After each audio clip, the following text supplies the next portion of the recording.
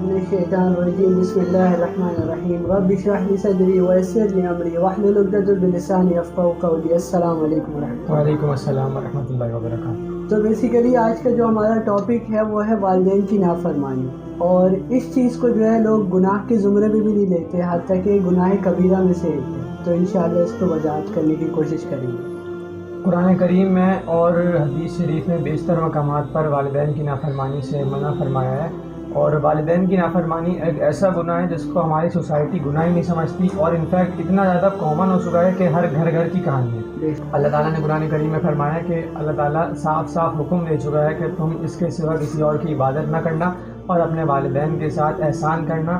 اگر تمہاری موجودگی میں ان میں سے ایک یا دونوں بڑھاپے کو پہنچ جائیں تو ان کے سامنے اف تک نہ کرنا, اور ان کے ساتھ ڈانٹ ڈپٹ نہ کرنا, بلکہ ادب و احترام کے ساتھ بات چیت کرنا.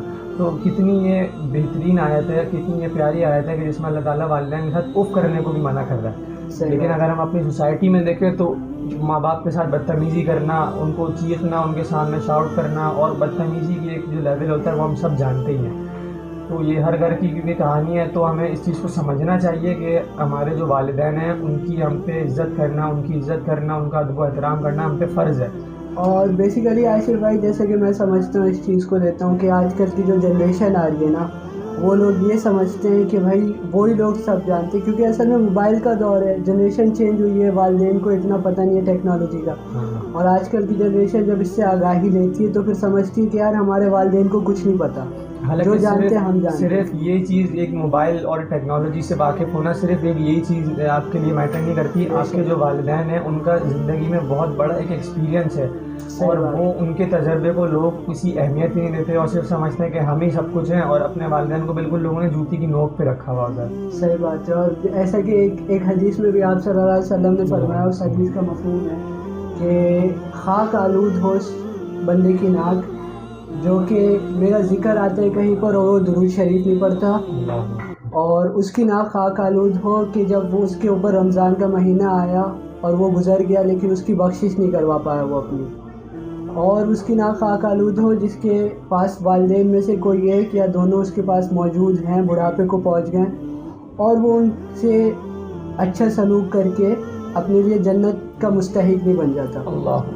تو اس میں اس حدیث سے ہمیں صاف پتہ چلتا ہے کہ جنت کا مستحق وہی شخص ہو سکتا ہے جو والدین کے بڑھاپے کی عمر میں جب وہ پہنچ گیا, اور ہم جب جوان ہو جاتے ہیں تو پھر ان سے اچھا سلوک کرنے, کیونکہ بچپن میں تو یار بچہ کیا کر سکتے ہیں, کیونکہ انسان کے والدین کو اس کی ضرورت ہی جب ہوتی ہے جب وہ بڑھاپے میں ہوتے ہیں. بچپن میں تو انسان کو اپنے والدین کی ضرورت ہوتی ہے, اس کی پرورش کرتے ہیں اور اس کے سارے جو معاملات ہوتے ہیں وہ والدین کرتے ہیں. لیکن جب ماں باپ جب بڑھاپے پہ پہنچ جاتے ہیں تو اس وقت ان کو بچوں کی ضرورت ہوتی ہے, بچوں کی کیئر کی ضرورت ہوتی ہے, ان کی ایون ان کے مال کی ضرورت ہوتی ہے. تو اس وقت ان کی اولاد کو چاہیے, اور ہم سب کو چاہیے کہ اپنے والدین کا سہارا بنیں, ان کے ساتھ حسن سلوک سے پیش آئیں. یہ نہ کریں کہ ان کو جھڑکیں, اور اگر وہ کوئی بڑھاپے میں, کیونکہ انسان بہت زیادہ فزیکلی اور مینٹلی ویک ہو جاتا ہے, تو اگر وہ کوئی اس طرح کی لیکنیس دکھا رہے ہیں تو ہمیں ان کو برداشت کرنا ہے اور ان کے ساتھ اچھے سے پیش آنا ہے. تو آپ صلی اللہ علیہ وسلم سے کبیرہ گناہوں کے متعلق پوچھا گیا, تو آپ صلی اللہ علیہ وسلم نے فرمایا کہ اللہ تعالیٰ کے ساتھ کسی کو شریک ٹھہرانا, والدین کی نافرمانی کرنا, اور کسی کی جان لینا, اور جھوٹی گواہی دینا. تو اس بات سے ہمیں پتہ چلتا ہے کہ والدین کی نافرمانی کرنا کوئی چھوٹا گناہ نہیں ہے, بلکہ کبیرہ گناہ ہے, اور اس سے اللہ تعالیٰ اور اللہ تعالیٰ کے رسول صلی اللہ علیہ وسلم کی ناراضگی کا باعث بھی بن سکتی ہے یہ بات. تو ہمیں اس چیز کا خاص طور پہ خیال رکھنا چاہیے.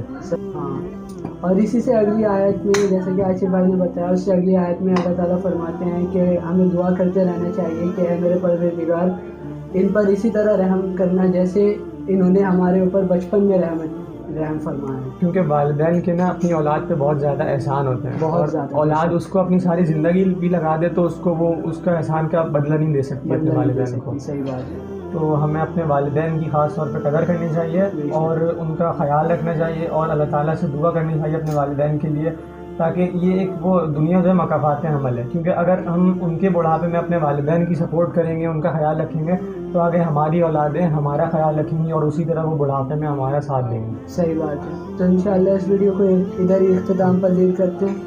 وآخر دعوانا الحمد للہ رب العالمین. السلام علیکم ورحمۃ اللہ.